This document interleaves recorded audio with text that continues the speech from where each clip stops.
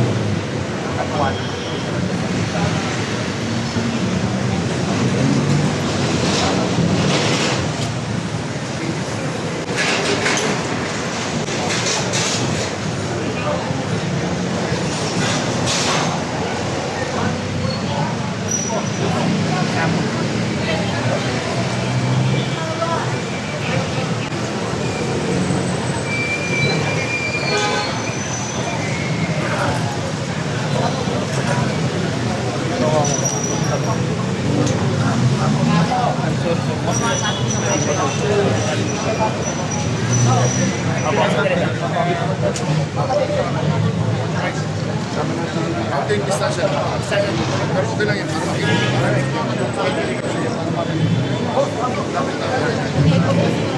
Mas Jimmy.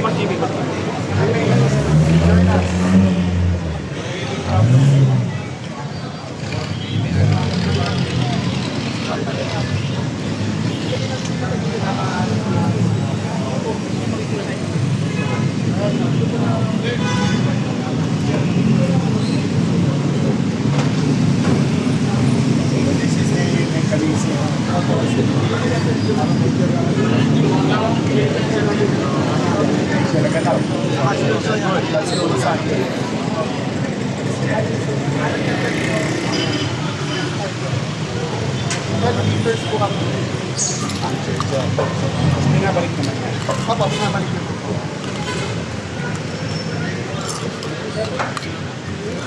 Pinakamahal. Oh, grabe yun. Oh, sobra. Grabe.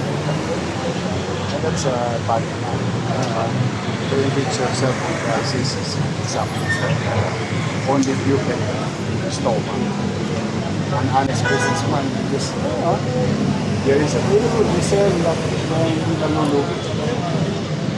To participate, yan. Amugulong,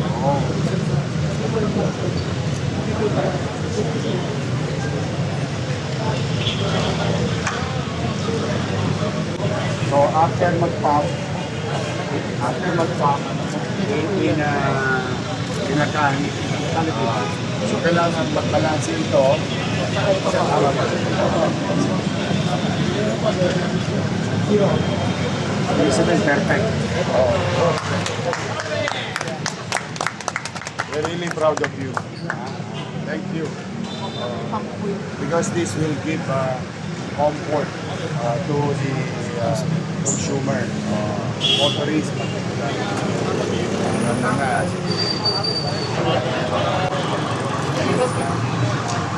1962. Hindi pa ako pinapanganak. That's nice.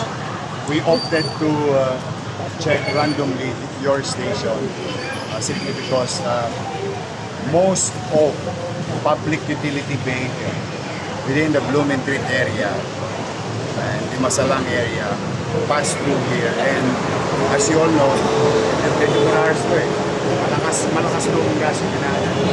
And they're really proud of you. I'm really happy, proud that you're treating the situation squarely and fairly. Thank you very much. Okay. Good job. Boss sa amin, boss namin. Pag lumake, pagbili namin, dahil wala nang pagbili namin ng diesel, hindi kami makabili ng kapili. Bawal lang magbili ng kapili. Oh, Ang problema, paano magkala ng kapili? Pagkano kayo, dapat magbawa kayo. Pero ba dito? Okay lang, yung dalawa lang magbili. Sobrang mahal. Yes. Safe naman siya. Opo. So may makakita ko, may siya na, That's for, ano na picture, naglenta ko natin. So, Okay, sa mahal ng diesel po. Instigator talaga. Talaga. okay.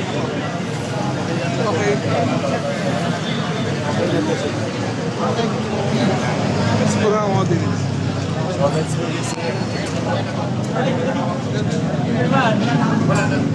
Ito na lang. Yes, sir.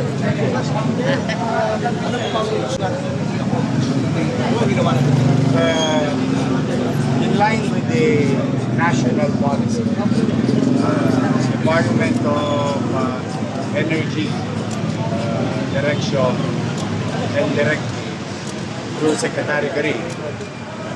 And yesterday, the Metro Manila Mayor had a meeting with Executive Secretary Ralph Recto based on the new plan of the President, Office of the President, Bongbong Marcos, na magbibigay ng financial assistance. And DOE is saying that gas stations should do normal day. Tumaas sa 2 piso, tumaas sa 2 piso. Tumaas sa 5 piso, tumaas sa 5 piso. And their meters are in check. Walang mag-abuse pa. Take advantage of this situation. So, two things, no?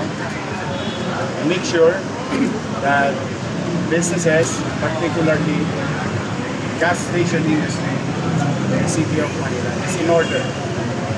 Because there are laws also that requires them to be measured yung kanilang mga metro. Tama ba? And yung prices are within the allowable increase as per DOE. Yun, mahalaga kasi yung kasinangkan. With that, another prong or two-prong approach to it is now, naggagayak na kami, nagre-ready na kami for distribution of financial assistance to the public transport group. In this case, we were tasked by President Bongbong Marcos and Executive Secretary Ralph Recto yesterday, all Metro Manila mayors, to furnish the copy of the list of tricycle drivers na listed officially in our respective local government units, which we did already.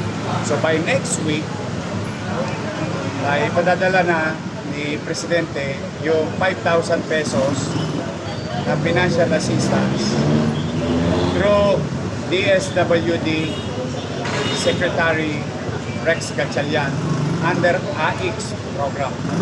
Kasi ito yung pinakamadali, pinakamabilis na tugon na available sa GAA.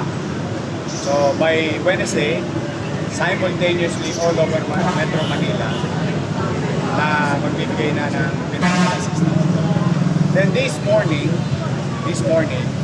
we were advised by Secretary Banoy in our chat group na igayak na namin yung listahan naman ng operator and drivers ng jeep.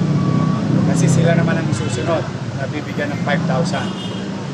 Then that includes also TNBS, rider, taxi, and buses. Now, the thing is, we need the data of these particular individuals and operators coming from LTFRB. Kasi nasa kanila, tangan-tangan nila yung datos yun. Sino taga Maynila ang TNBS? Sino sa Maynila ang rider. Sino sa Maynila, taxi operator and drivers. Nasa kanila yung lista. So, tricycle, immediately by next week. In Manila, there is about almost 11,000 of them. Jeepney driver, we have about 1,000 plus jeepney drivers in Manila. So, sunod-sunod na yung pagbibigay ng financial assistance. Ito ay tulong ng national government para maibsan yung nararamdamang hirap ng ating mga driver sa pampubliko. So, dalawa. The consumer, the general consumer, whether the business, gasoline stations in Manila are doing a square and fair job doing business. Tapos yung ayuda ng pamahalaan para sa ating mga pampubliko. Sir, ano naman po ang, I understand hindi na po ito yung national na Yes. Last week, how many already? Ilan kayo? Every week po na This is random inspection being done since nagkaroon ng aberya, naabatan na namin. Tapos tuloy-tuloy naman po. Kaya parang panawagan ko na rin, if I may use GMA7 now, sa lahat ng mga gasoline station na doing business inside and within the territorial jurisdiction of the city of Manila. Eh, tularan nyo. Jimmy, no? Oo. Jimmy. Nakapuri-puri sila hindi nagtitake advantage. And I think I'm calling your attention to be of help with the situation. Kasi ano na to, kailangan na to. Kung ang ginagawa ng gobyerno ngayon, ng national government, whole nation approach, all government working hand in hand, I think kailangan din natin ng partisipasyon ng private sector, in this case, the gasoline station industry, na proteksyonan, ipagmalasakit ang kapwa natin Pilipino sa hirap na ito. Gusto ko, katulad ni Jimmy, tuloy-tuloy ang negosyo niya. What is important, meron siyang supply. May supply ang bansa, may supply ang gasoline station, so that the economy will continue to move. While it is being stunted by the situation, but we have to have this supply na available sa atin. ano naman po nilang babala sa mga gasoline na mapapatunayan Mabigat yung sinabi ni Secretary Garin. Napakabigat. I think Secretary Garin is very serious about penalizing, especially if you are a branded gasoline station. May pananagutan. In our case, you know, your mayor, will not allow abuse sa part at maapektuhan ang consumer. So, remember this, that doing business is a privilege. It is not a right. A privilege given by your city government. So when it is a privilege, if we can give, we can take it back.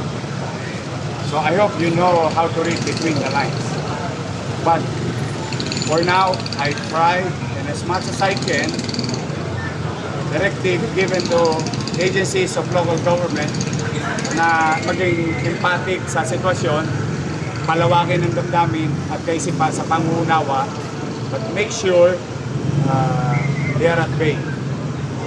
Mapantayan, papangalagaan ang kapakanan ng mamamayan na umaasa sa partikular na produkto na to para sila makapaghanap buhay. Thank you, Derek. Thank you, Oscar. Thank you.